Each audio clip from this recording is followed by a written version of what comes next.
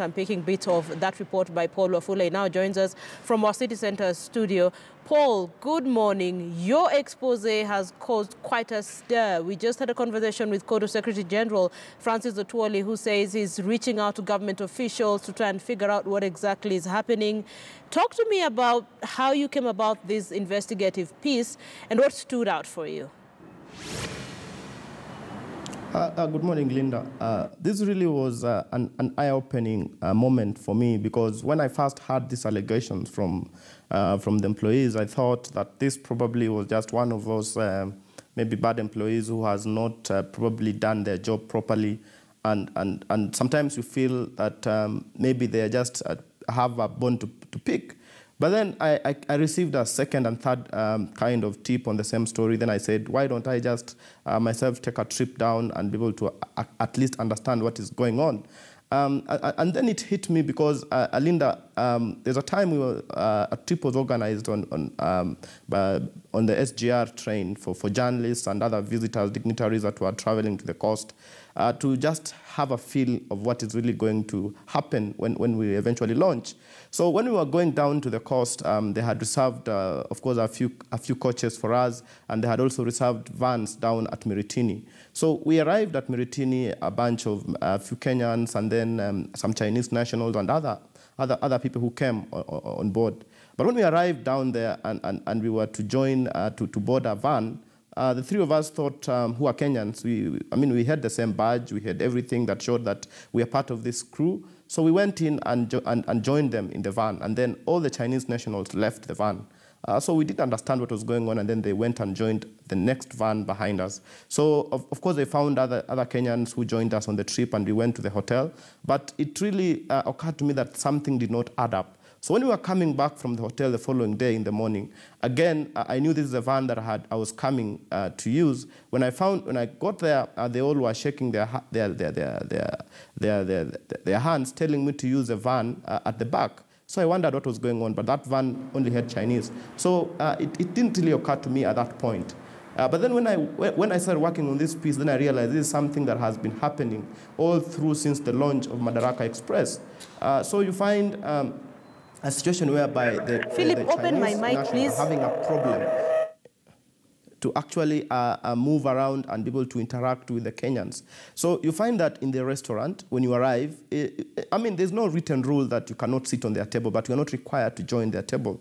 And then you also don't join, they also don't join your table either. So all the Chinese working at SGR, it doesn't matter in whatever department, automatically seniors to all the Kenyan employees. It doesn't matter how qualified you are or what the job you do. So that's something that really shocked me. And then you find a situation whereby even if it's just one Chinese in the van, you cannot join that kind of a van. I've never seen anything like this. Then the kind of punishments that they're given, press-ups, maybe, lying down on the ground. You wonder if it's a military training or what it is that is going on down there. So, and then when you speak to them to be able to understand what's really going on, they are sort of closing themselves behind the walls, and they don't want to come out really explain what is going on. And then was still, Linda, remember we had this issue of the human-wildlife conflict that was supposed to come after the SGR. And then now you find that we expected they'll have sensors on the train and they'll be able to actually protect wildlife.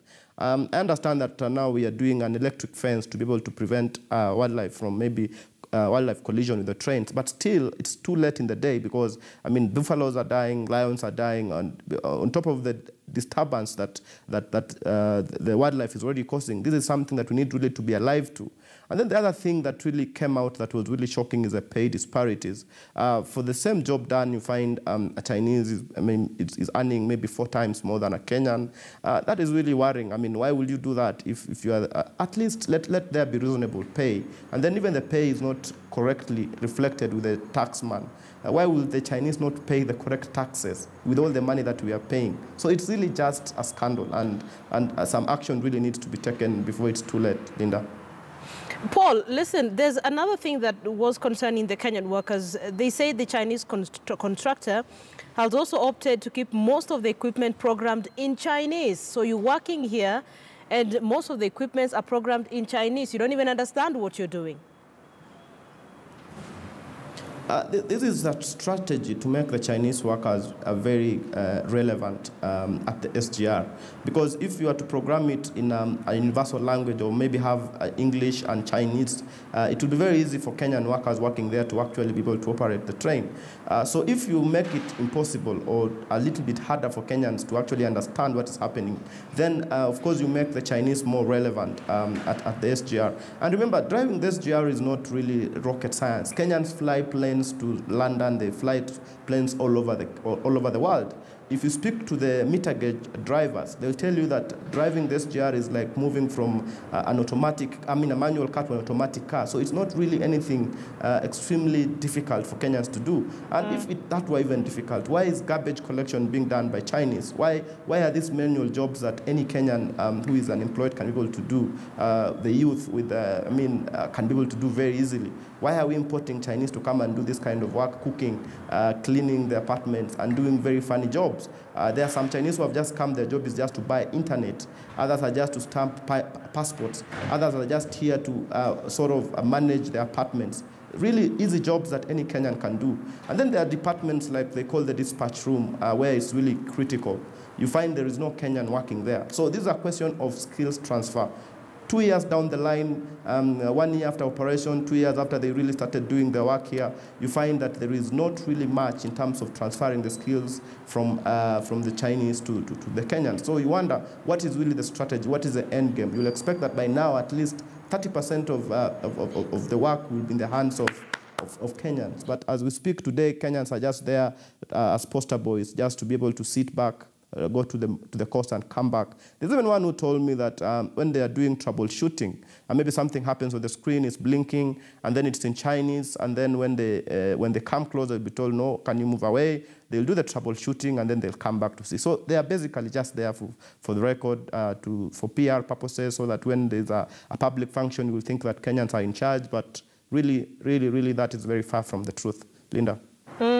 Yeah, because some of the issues you're raising, I mean, if you have Chinese officials collecting garbage and stamping passports, I mean, as you mentioned, these really are jobs that any other Kenyan can do. Talk to me about some of the employees. I understand some of the employees have been fired for no apparent reason.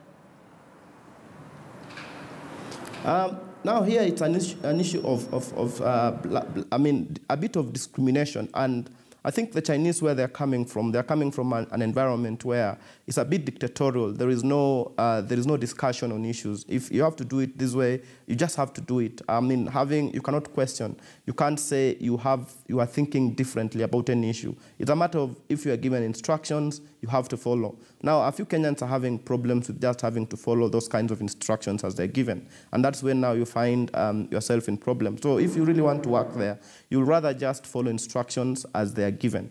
And so immediately you don't meet any small standards. Sometimes there are issues like, now you can imagine these ones who are sitting in the train 4 hours, 5 hours, just sitting in the driver's cab.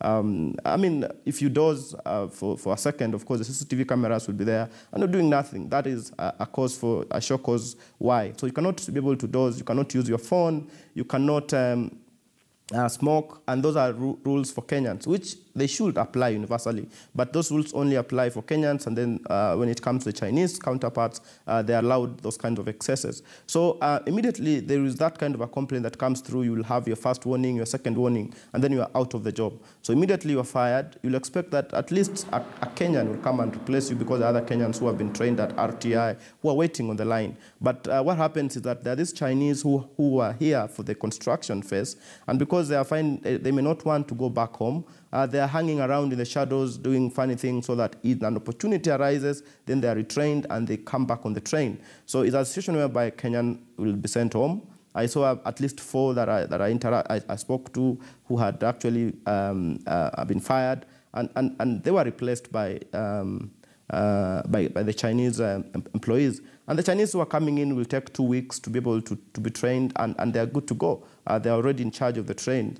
Kenyans have been training for 1 year, the same train, but they are not trusted yet to be able to drive. I think it's an issue whereby the Chinese, for good reasons, they're afraid that probably if they left the train to be managed or to be driven by the Kenyans, probably they might maybe cause an accident or something worse. So that question might be understood. But here's a situation by where it is supervised. When you have your Chinese supervisor seated next to you, there is no way you will not be able to drive that train from down from the coast. Another thing that usually happens in this kind of a situation is that you will try the Kenyan drivers. They will start with actually the cargo planes, cargo trains. So when they are doing, we have about 7 cargo trains today. If you can try them out, driving supervised from coast to Nairobi using the cargo trains, in another 6 months they will be very good to even be transferred to the passenger trains. And remember, these Kenyans are actually taken to China to be trained. So we'll expect that having been trained in China, when they come back here, they will at least be given some benefit of the doubt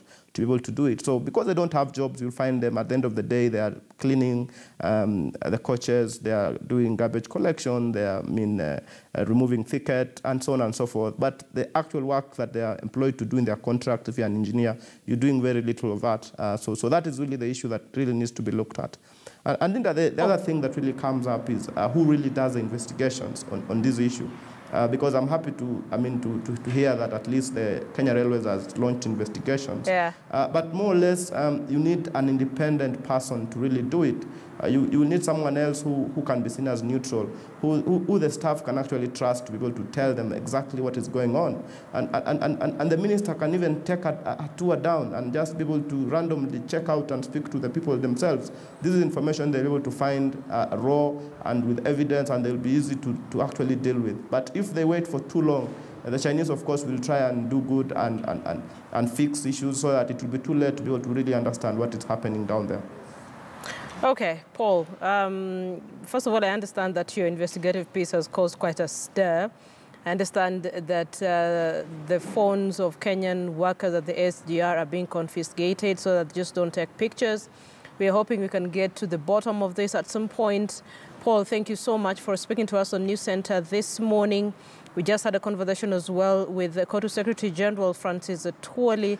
And Paul, as you did mention, you can't have a scenario where Chinese officials or Chinese employees are collecting garbage and stamping passports. I remember there's a viral video that was doing rounds of Interior Cabinet Secretary Fred Matiang'i, and he was saying there are certain jobs that should be kept for Kenyans. You cannot have such jobs being done by foreigners. They can easily be done by Kenyans. So let's wait and see the kind of action that will be taken after your expose